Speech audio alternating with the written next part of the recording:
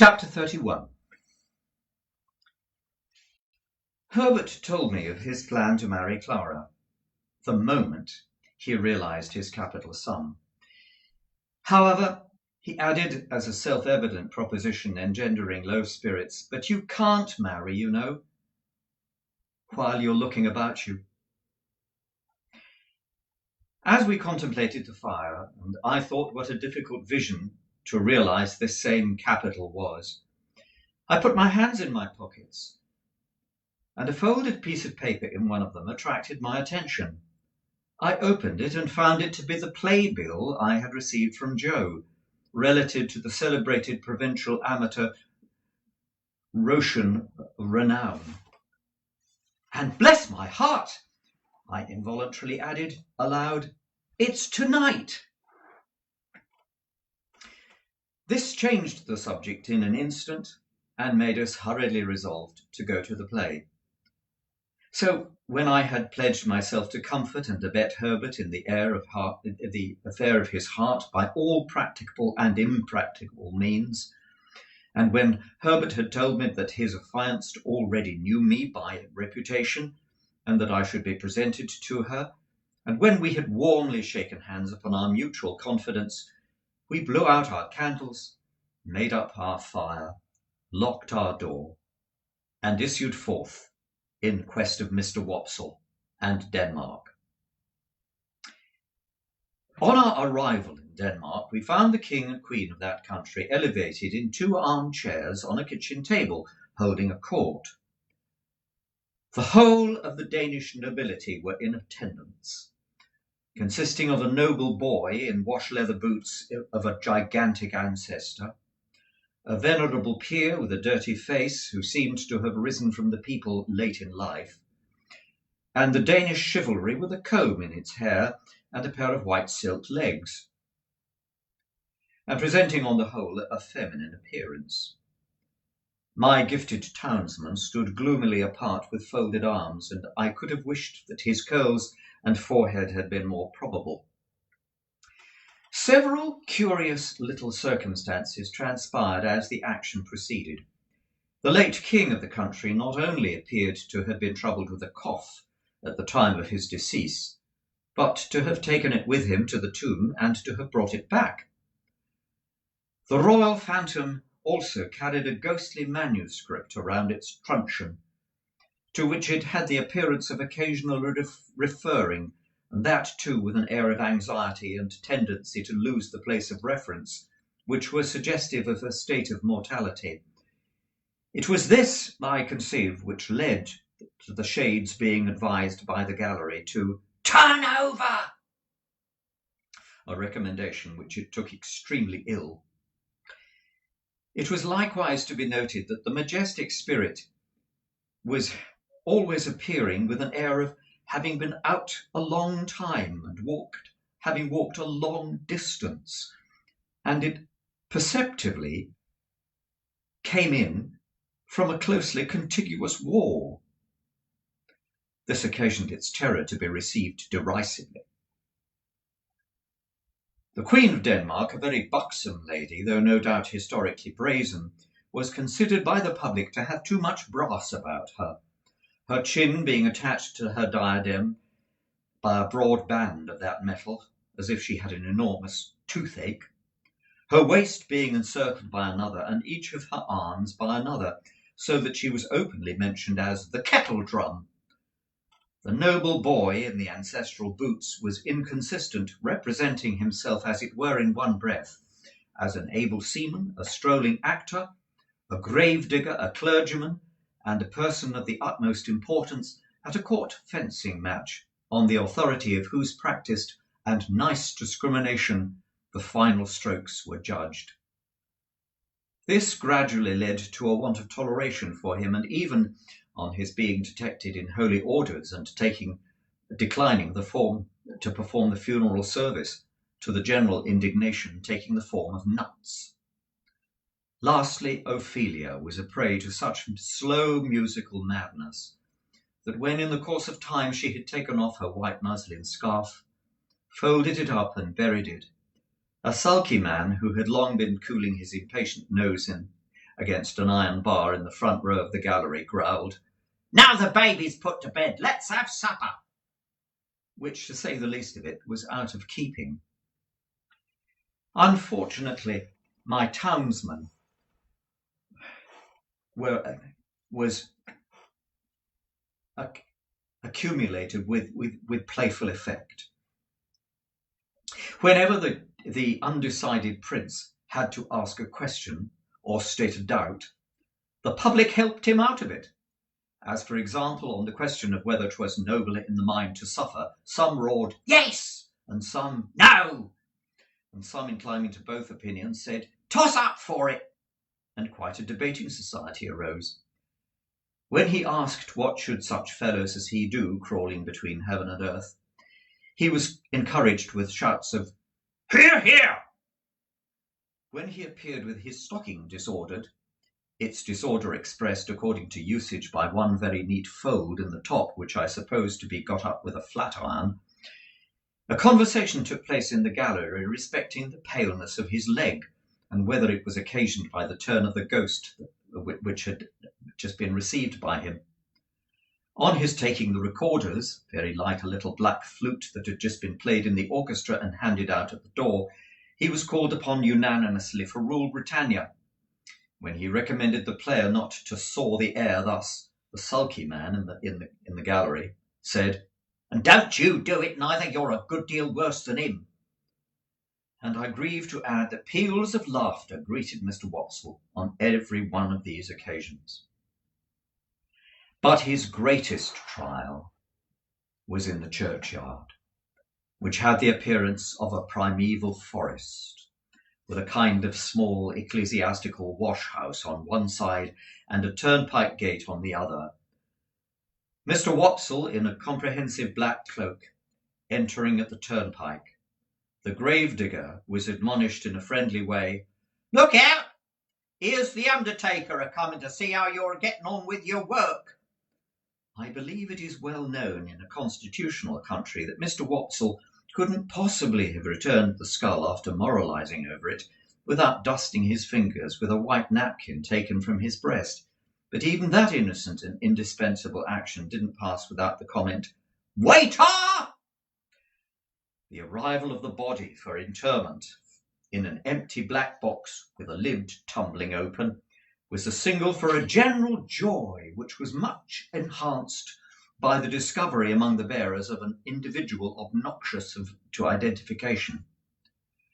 The joy attended Mr. Wopsle throughout his struggle with Laertes, on the brink of the orchestra and on the grave, and slackened no more until he tumbled the king off the kitchen table and he died by inches from his ankles upwards. We made some pale efforts in the beginning to applaud Mr. Wopsle, but they were too hopeless to be persisted in. Therefore we sat firmly and feeling keenly for him, but laughing, nevertheless, from ear to ear. I laughed in spite of myself all the time, the whole thing was so droll. And yet I had a latent impression that there was something decidedly fine in Mr. Wopsle's elocution. Not for old association's sake, I'm afraid, but because it was very slow, very dreary, very weary and up and down hill, and very unlike any way in which any man, in any circumstances of life or death, ever expressed himself about anything. When the tragedy was over, and he had been called for and hooted, I said to Herbert, "Let's go at once, or perhaps we shall meet him." We made all the haste we could downstairs, but we were too late. Standing at the door was a Jewish man with an unnaturally heavy smear of eyebrow, who caught my eyes as we advanced and said, when we came up to him, "Mr. Pip and friend?" Identity of Mr. Pip and friend confessed. "Mr. Waldegraver," said the man, "would be glad to have the honour." "Mr. Waldegraver?" I replied, when Herbert murmured in my ear, "Probably Wopsle." "Oh," said I, yes, shall we follow you?" A few steps, please." When we were in a side alley, he turned round and said, How did you think he looked? I dressed him. I don't know what he looked like except a funeral, with the addition of a large Danish sun or star hanging round his neck by a blue ribbon that had given him the appearance of being insured by some extraordinary fire office, but I said he looked very nice. When he came out of the grave, said our conductor, he showed his cloak beautiful, but judging from the wing, it showed to me that when the ghost was in the Queen's apartment, he might have made more of his stockings. I modestly assented, and we all fell through the dirty little swing door into a sort of hot packing case immediately behind it. Here Mr. Wopsle was divesting himself of his Danish garments, and here there was just room enough for us to look at him over one another's shoulders by keeping the packing case door or lid wide open. "Gentlemen," said Mr. Wopsle, "I am proud to see you. I hope, Mr. Pip, you will excuse my sending round. I had the happiness to know you in former times, and the drama has ever had a claim which has been ever acknowledged on the noble and the affluent." Meanwhile, Mr. Waldengarver, in a frightful perspiration, was trying to get himself out of his princely sables. "Skin the stockings off, Mr. Waldengarver," said the owner of that property, "or you'll bust 'em. Bust 'em, and you'll bust 35 shillings. Shakespeare never was complimented with a finer pair. Keep quiet in your chair now, and leave 'em to me." With that, he went down upon his knees and began to flay his victim, who on the first stocking coming off would certainly have fallen over backward with his chair, but for there being no room to fall anyhow. I had been afraid until then to say a word about the play, but then Mr. Waldengarver looked up and said at us complacently, and said, "Gentlemen, how did it seem to you to go in front?" Herbert said from behind, at the same time poking me, "Capitally." So I said, "Oh, capitally." "How did you like my reading of the character, gentlemen?" said Mr. Waldengarver, almost, if not quite, with patronage. Herbert said from behind, again poking me, "Massive and concrete." So I boldly, as if I had originated, said, "Massive and concrete," as if I must insist upon it. "I'm glad to have your approbation, gentlemen," said Mr. Waldengarver, with an air of dignity, in spite of his being ground against the wall at the same time and holding on by the seat of the chair. "But I'll tell you one thing, Mr. Waldengarver," said the man who was on his knees, "in which you are out in your reading. Now mind, I don't care who says it contrary, but I tell you so. You were out in your reading of Hamlet when you got your legs in profile. The last Hamlet as I dressed made the same mistakes in his reading at rehearsal, till I got him to put a large red wafer on each of his shins, and then at that rehearsal, which was the last, I went in front, sir, at the back of the pit, and whenever his reading brought him into profile, I called out, 'I don't see no wafers,' and at night his reading was lovely." Mr. Waldengarver smiled at me, as much as to say, "A faithful dependent, I overlook his folly," and then said aloud, "My view is a little classic and thoughtful for them here, but they will improve, they will improve." Herbert and I said together, "No doubt, they would improve." "Did you observe, gentlemen," said Mr. Waldengarver, "that there was a man in the gallery who endeavoured to cast derision on the service, I mean the representation?" We basely remarked that we rather thought we had noticed such a man. I added, "He was drunk, no doubt." "Oh dear, no, sir," said Mr. Wopsle, "not drunk. His employer would have seen to that. His employer would not allow him to be drunk." "You know his employer?" said I. Mr. Wopsle shut his eyes and opened them again, performing both ceremonies very slowly. "You must have observed, gentlemen," said he, "an ignorant and blatant ass with a rasping throat and a countenance expression of low malignity, who went through, I will not say sustained, the role, if I may use a French expression, of Claudius, King of Denmark. This was his employer, gentlemen. Such is his profession.